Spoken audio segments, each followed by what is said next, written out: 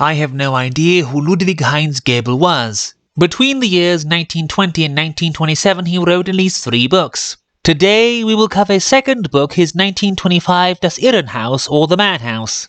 The wax core concerns the meeting of Dr. Franz Miller with his old friend from his student days Eberhard Thorn, whom he hadn't seen in many years. Thorn seems to be pursued by some nameless terror and soon admits why. Years ago he loved a Spanish woman named Marietta, who melted 2 enchanted candles together to link their lives permanently, meaning when she dies, he dies too.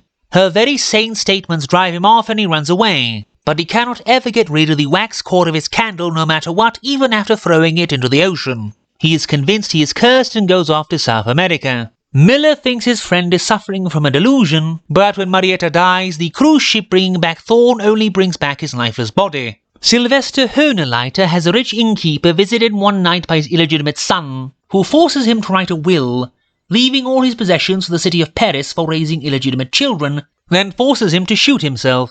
He is found dead the next day, having been killed by the bullet of a man who committed suicide in front of his door, the bullet hitting Hohenleiter in the same spot as the other dead man.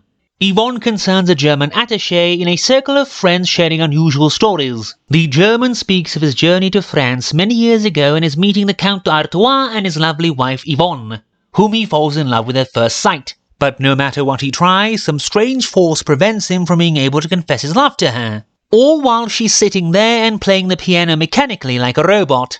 Yvonne finds him in the city another day, gives herself to him, and tells him the Count d'Artois is an evil hypnotist who controls her mind and body and makes her miserable. Being invited again by the Count d'Artois, he is locked in a room with Yvonne, from whom d'Artois steals all power of speech, sight, hearing and movement, saying he will come kill both of them, unless the narrator somehow finds a way to learn from Yvonne the only way to escape. Unable to awake Yvonne, he paces the room in a frenzy, but then lights one of the cigarettes rolled by Yvonne, and the smoke from these makes a message, so he tears the bell cord and escapes from the room with Yvonne. But before he is finished speaking, the narrator is found to be insane and thrown in an asylum. The shoe collection of Nicodemus Erwin von Prettin has a nobleman collecting the shoes of people who recently died, becoming infamous for his mania in the whole region. His friend, however, cares more about his astonishing violin playing. Nicodemus plays so well he steals the love of the narrator's dog, then gives him his own litter and clothes, including a set of shoes, and teaches the dog how to dance.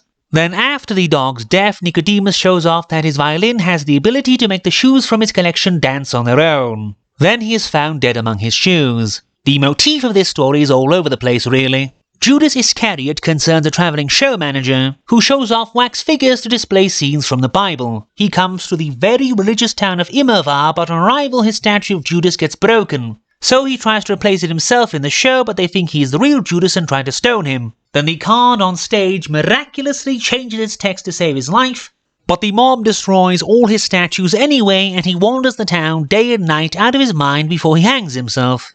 The card again changing to announce the fact. These stories are very interesting and doom-laden if we ignore the occasional misstep.